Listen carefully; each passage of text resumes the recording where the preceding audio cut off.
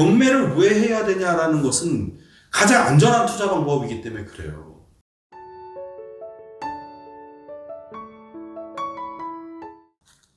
안녕하십니까 경매당 뉴스 회원 여러분. 오늘 주제 내용은 뭐죠, 안 교수님? 오늘 주제 내용은 월 300만 원. 이 월급을 벌기 위해서 과연 얼마의 투자금이 있으면은 이 월급, 임대 수익을 누릴 수가 있을까가 주제입니다. 오늘 정말 엄청나죠. 엄청납니다. 네. 오늘 혹시 대출에 대한 스킬도 있는 건가요, 거기에? 거기에 당연히 대출에 대한 규제도 있습니다. 그렇기에 반드시 홍 교수님의 답변이 필요합니다. 이게 올바른 질문이 있어야 올바른 정답이 나온다. 맞습니다. 제가 사실 늘상 하던 얘기거든요. 네. 질문이 여러분들 올바라야 됩니다. 월 300만 원을 갖다가 임대 수익을 얻고 싶어요. 근데 여기서 말하는 얼마의 돈 가지고 가능하다라는 이것은 절대값은 아니죠. 그렇죠. 네. 안 교수님의 24시간의 생활 리듬 패턴 얘기를 한번 해봐 주시는 것도 나쁘지 않을 것 같아요. 저 같은 경우에는 주로 이렇게 경매를 입찰해야겠다라고 생각하면은 차에다가 짐을 싹 쌉니다. 그리고 월요일 날부터 입찰이면 보통 일요일 날 저녁 새벽에 한 2시 정도에 출발합니다. 물건지로요. 그리고 낙찰이 될 때까지 그냥 차에서 먹고 자고 하면서 잠깐 찜질방 가서 그 자고. 정도 심각한 얘기는 하지 마. 이렇게 정도 심각하면 안 되는데.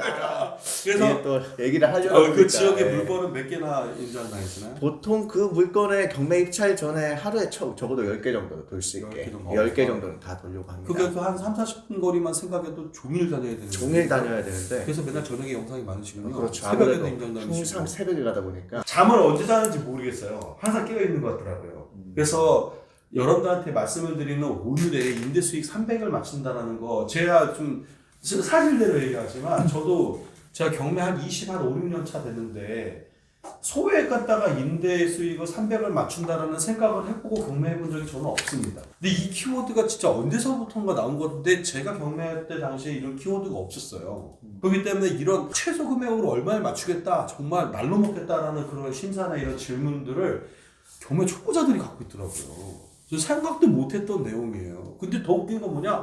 야, 이게 이래 가능해? 그때 갑자기 옆에서 가능합니다 이러는 거예요. 그래서 오늘 한번 들어보기 위해서 사실 저는 네. 한 수 배우고 싶어서 오늘 영상 정말 기대가 됩니다. 홍 교수님 어떻게 맞춰보셨나요? 근데 저희는 상가하고 뭐 더 복합적으로 했는데 이렇게 주택용으로는 사실 조금 무리가 있는 것 같아갖고 한번 저도 많이 배워보려고. 그쵸. 예. 그죠. 그래서 진짜 궁금합니다. 어떻게 한번 시작 한번 해볼까요? 우선은 이 제가 이 빌라를 통해서 수익한 부동산이라고 하죠. 이 조그마한 부동산을 토대로 월세 수익을 만들어 보자고 한 개념이 이제 부동산 시장이 너무 과열됐을 때 아파트에 입찰자가 20명, 30명이 모였었을 때 그 빈틈을 노린 겁니다. 이 상대적으로 지방에 있는 다세대 빌라나 오피스텔은 입찰자가 1명 내지 2명이었거든요. 그럼 이거 여기서 내가 싸게만 받으면 충분히 임대 수익으로서 월급만큼 받을 수 있겠구나 라고 불현듯이 생각이 난 겁니다. 그래서 이제 그때부터 물건을 검색하기 시작했습니다. 과연 어떤 물건을 낙찰받았을 때 최대의 수익률을 나타낼 수 있을 것인가, 그리고 이 임대 수익이 앞으로도 계속 발생을 할 것인가의 기준으로 봤었을 때 저는 첫 번째로 일자리 수요층을 봤습니다. 일자리 수요. 기업이 투자를 하는가 해당 지역에. 그 지역 중에 한 군데를 살다 보니까 나온 것이 서산이었습니다. 서산. 네. 제가 서산 쪽에 예전에 한번 물렸던 기억이 있어서 별로 좋지 않은 기억을 가지고 있어요. 물렸다는 표현은 거의 전문 용어죠? 네, 물렸다. 뭐에 물렸는지 얘기는. 아파트 물건을 하나 낙찰받았는데 네, 그렇게 얘기해 주셔요. 그게 걔한테 물렸는지 알고. 한 5개월에 못 판 겁니다. 제가 못 보통 팔아서. 평소에는 뭐 짧게 팔면 2주 만에 팔고 좀 길어도 뭐 3, 4개월 안에 다 정리를 했는데 이게 5개월이나 되니까 내가 물렸구나 드디어 이 생각이 딱 들면서 나는 서산을 쳐다보지도 않아야겠다 라는 그런 생각을 하고 있었던 동네였습니다. 네. 근데 이게 분위기가 좀 많이 바뀌었더라고요. 이제 LG에서 3조 정도 기업 유치를 하고 투자를 하기 시작하고 그때부터 인구가 유입되기 시작한 겁니다. 서산시에도 또 발전을 위해서 행정복지센터를 거대하게 짓는다던가 아니면 도로를 정비해 준다던가 이러기 시작하면서 인구가 꾸준히 상승하기 시작했습니다. 이 인구가 상승하고 기업이 유치가 된다는 것, 그것은 결국 월세를 맞출 수 있는 수요가 있다는 것, 그게 핵심 내용입니다. 그래서 이 빌라를 낙찰받게 됐습니다. 보시면은 이 2번까지 떨어진 물건인데 일반적으로 이런 물건 같은 경우는 사건 번호는 2020 타경 4835 사건인데 한 동이 통째로 나왔어요. 물건이 한 12개 정도 나온 것 같은데 그 중에서 이게 2번 정도 유찰이 되고 그때부터 이 물건에 대해서 좀 관심을 가지게 됐습니다. 여기 투룸 기준으로 해서 월세가 보통 500에 40만 원 정도가 나오는데 이 500에 40만 원 정도를 내가 받으려면은 일반적으로 뭐 오피스텔 같은 경우는 적어도 수도권에서는 뭐 최소 1억은 돼야지 그 정도 임대 수익이 발생하는 것 같은데 지방에서 2천만 원으로 500에 40만 원의 월세 수익이 발생한다? 생각보다 괜찮다고 보이렸거든요. 그래서 단독으로 낚시를 받게 됐습니다. 최저가에서 30만 원을 더 쓰고 낚시를 받았네요. 우선은 경매는 싸게 사기 위함이 첫 번째 목적이에요. 싸게만 받으면 어떻게 하든 처리가 됩니다. 그것을 염두에 두시고 제가 만약에 이거를 뭐 3천만 원을 받았다? 그러면은 약간 애매했을 겁니다. 싸게 받았기 때문에 수익이 가능한 겁니다.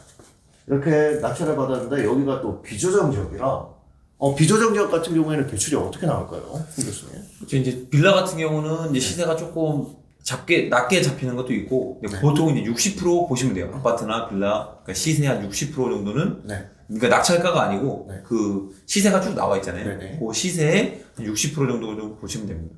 이 낙찰가액이 아니고요. 낙찰가액이 아니고요. 옛날 같은 경우는 이제 낙찰가액이 워낙 낮게 되면은 낙찰가액 70% 나오고 감정가액 뭐 몇 프로에서 낮은 게 나왔는데 요새는 계속 밀어 올리니까 그렇게 낙찰가를 기준으로 하는 게 거의 없어졌어요. 네. 그래서 이제 거의 실질적으로 대출가액은 경락자금 대출가액은 높아진 거네요. 그죠, 높아진 거죠. 네. 주택 주거용 같은 경우는 높아진 거죠. 이거 같은 경우는 대출 받고 보증금 받고 들어가면 거의 뭐 투자 금액이 거의 없네요. 이 물건이 대출이 1,400만 원이 나왔습니다. 제가 이 물건을 5번이랑 8번 이렇게 두 개를 낚시를 받았거든요. 그러니까 여러 개 입찰 보셨으리라 생각이 드는데 안 키우셔도 될 것 같아요. 여기 보시면은 이것도 단독으로 해서 제가 낚시를 받았는데 한 채당 1,400만 원 정도 대출이 나왔고 이게 실질적으로 보증금이 500이 나왔으니까 뭐 실질적으로 들어간 돈은 1,900만 원 중에 이 금액을 빼버리면 한 700만 원 정도 채당 들어간 것 같습니다. 700만 원에 이제 매달 월세가 40만 원씩. 1,400이면 월세를 대충 어떻게 이자 나가는 게 얼마 정도? 이자까지 계산하면 이자는 뭐 한 달에 한 10만 원 정도. 10만 원 돈에 17만 40만 원 정도는 고스란히 남는 거네요. 그렇죠. 40만 원 정도. 와, 그러면 이것만 곱하기 이런 거 곱하기 10개만 해도 10개만 해도 400만 원 월세 받으면서 실제 들어간 돈은 한 7천? 네. 그 정도밖에 안 되는 거예요. 우와.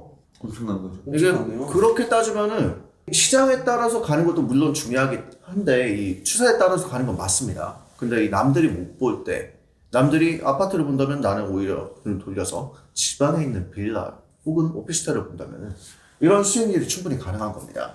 그때는 누구도 여기 이 시장에 뛰어들 생각을 하지 않거든요. 오늘 영상에는 사실 임대 수익에 대한 300을 어느 정도 금액에서 맞출 수 있느냐라는 거였었죠. 그럼 우리 안 교수님이 준비하신 최저 금액은 얼마 선에서 이루었다라는 거 딱 얘기해 주실 수 있나요? 저라면 만약에 이 물건이 아니더라도 암만 못해도 7천에서 8천 정도 선이면은 임대 수익 임대수익 300을 맞춘다. 자기 가능하지 자본 않을까. 비율로. 네, 자기 자본 비율로. 보증금 제외하고요. 지금도 가능하다고. 지금도 가능합니다. 앞으로도 오히려 지금이 훨씬 낫습니다.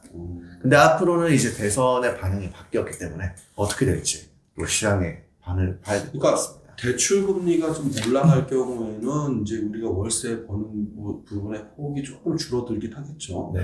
근데 대출이 조금 더 나온다고 봤었을 때는 오히려 더 오히려 임대 수익률이 높아질 높아질 수 있는 그런 맞습니다. 상황이 나오겠죠. 네. 로테이션으로 계속 돌렸었을 때 1년에 세금을 내고에 대한 수익도 여러분들 생각해 보셔야 돼요. 수익은 보통 매년 지금 한 3년째 한 몇 프로 정도 되셨죠? 암만 못해도 평균적으로 따지면은 재본 적이 없지만 암만 못해도 15% 이상 나오지 않을까. 근데 실질적으로 1년 동안 본인 자본 갖다가 한 최소한 한 50%, 60% 정도 벌지 않죠? 한 그 정도는 벌죠. 그렇죠. 그러니까 그냥 제가 최소한으로 말씀을 드리는 겁니다. 그렇죠, 그렇죠. 네. 그러니까 우리 안 교수님처럼 현장 경매를 전문으로 하시는 분들은 1년에 한 50%대에서 60%대 수익이 나야 돼요. 안 그러면 자기의 그 인력에 대한 부분이 이게 안 되거든요. 경비가 더 네, 그렇죠. 경비가 만만치 않기 때문에 그 경비를 최소화하는 것도 사실은 이제 노하우기 때문에 배워야 되잖아요. 이런 물건들을 저는 수도 없이 옆에서 봤기 때문에 월세 300 맞추는 거 어렵지 않다라고 말씀을 드리는 겁니다, 여러분. 근데 그거에 비해 또 로테이션으로 계속 팔면서 남는 수익도 있기 때문에 꼭 월세 300을 맞춰야 되는 게 정석이다. 나는 월세 300이면 좋겠다. 그러면 그냥 고정적으로 딱 가만 놓고 계속 월세에 대한 부분을 계속 받으면 되겠죠. 그러다가 이제 부동산 가격이 좀 오르면 차익을 보면서 또 다른 것도 맞출 수 있는지 한번 찾아보러 다니는 이 순환이 되어지는 거죠. 근데 이게 이 부동산 시장에 뛰어드시는 분이 아무래도 걱정이 많아요. 과연 이 1,000만 원? 어떻게 보면 처음 시작하시는 분들은 2,000만 원, 3,000만 원으로 시작하시는 분들이 대다수거든요. 그럴 때 한 번의 실수만으로도 내가 이 손실을 감당할 수 있을까라는 고민들을 하시는 분들이 굉장히 많은데, 이게 그 보는 눈, 부동산을 보는 눈을 키우시려면은 계속해서 관심을 가지고 이런 부동산에 대해서 정보를 접근하시는 방법이 없습니다. 그리고 한 번은 결단을 내리셔야 돼요.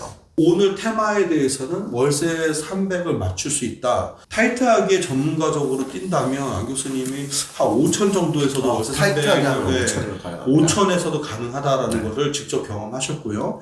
일반인들보다는 좀 전문가적인 분들은 한 7천에서 8천 정도.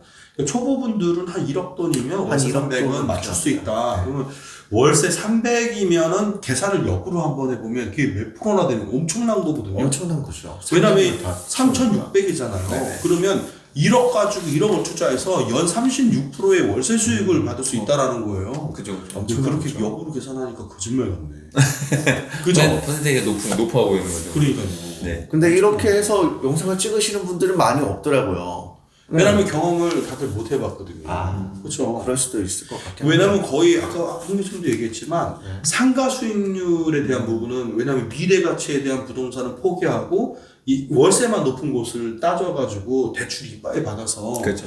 자기가 이렇게 장사하면서 자기가 내야 될 월세를 커버하거나 혹은 좋은 브랜드를 입점시켜서 하는 그런 런칭에 대한 어떻게 보면 운 좋은 경매 물건에 대한 것들은 방송들이 많이 있어요. 근데 이거는 그렇죠. 진짜 운이 아니고 실질적인 거잖아요. 이거는 낙찰 받으면 누구나 여기 들어와서 사람이 되잖아요. 그렇죠. 여기서 무슨 돈을 벌겠다고 들어오는 사람들이 아니잖아요. 이런 거로 봤었을 때 실질적으로 주거용으로도 임대 수익을 만약에 월 300을 맞출 수 있다. 여러분들 이런 메리트가 있는 게 부동산 시장, 넓게 보면 부동산 시장이죠.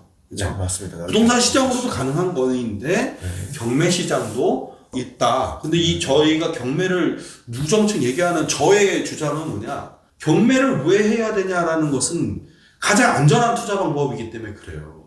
되게 웃기죠. 일반 매매에서는 별의별 상술들이 많이 존재할 수 있는데 경매는 기본적인 것만 알면 완전히 심플합니다. 법원이 다 중재를 하는 거기 때문에 그죠? 어렵다 생각 마시고 시간을 좀 투자하시면 이런 전문가들 통해서 얻는 지식 갖다 충분히 이뤄낼 수가 있습니다. 이런 부동산을 보기 위해서는 반드시 공부가 선행이 돼야 된다는 것. 초보분들한테는 꼭 드리고 싶은 말씀이에요. 마지막으로 저 궁금한 거는 이런 대출 유형들 있잖아요. 이런 주택들 대출 신청 문의 많이 들어옵니까? 그죠. 많이 들어오죠. 많이 들어오는 데다가 이제 금액이 이제 인천이나 수도권 같은 경우는 이제 그 최우선 변제금에서 이제 5천만 원이나 4천만 원 미만으로는 안 되는데 이제 지방 같은 경우는 워낙 금액도 작고 담보 비율이 작다 보니까 작은 금액도 이제 대출이 나오는 거죠. 그래서 이 최우선 변제금이라는 단어를 써서 모르실 수 있으니까 방공제라고는 들어보셨을 거예요. 그죠. 방공제 대출 금액이 빠지거든요. 그 방공제 대출 금액이 그 민사집행법상의 최우선 변제금의 금액에 해당하면 엄청나게 많이 빠져버려요. 그러니까 지역에 따라 가지고 방공제 비율이 좀 다른 거. 그죠, 맞습니다. 네, 그거 좀 감안해 주셔서 계산을 좀 하셔야 된다 그 말씀하시죠. 네, 그죠, 맞습니다. 네. 일단은 대출에 대한 부분도 여러분들 공부가 필요하긴 하지만 문의를 해보시는 게 좋고요. 오늘 강 교수님 죄송한데 이거 준비하시느라고 시간 많이 걸리셨을 텐데 영상은 길지 않아서 좀 아쉽네요. 괜찮습니다. 누구라도 이 영상을 조금이라도 보시고 깨닫는 게 좀 많아지셨으면 좋겠습니다. 아 그래요? 관심 있으신 분들은 그러니까요. 그 안진영 교수님 유튜브 채널 부동산 바보 구독하시면서 정보를 좀 얻으시면 될 것 같습니다. 부동산 바보가 이름 채널 바뀌었습니다. 현장 부동산. 그래서 저 현장으로 다른 사람 공각을 그러면서 저 봤거든요. 이름을 아예 바꾸신 거구나. 이름을 아예 바꿨습니다. 현장 경매로 바꾸셨답니다. 부동산 바보가 아니고. 네. 우리 홍 교수님은 경매를 위하여 저 유튜버시면서 실질적으로 그 경락자금 대출 관련된 비즈니스를 하고 계십니다. 그래서 그 방송도 타셨고요. 아주 유명하신 분이거든요. 여러분들 많은 관심 가져주시고 우리 경매단 뉴스가 앞으로 새로 개편되는 영상들은 여러분들한테 실질적으로 도움이 되는 영상을 찍도록 많이 노력하도록 하겠습니다. 구독, 좋아요, 알림 부탁드리고요. 여러분들 오늘도 수고 많으셨습니다.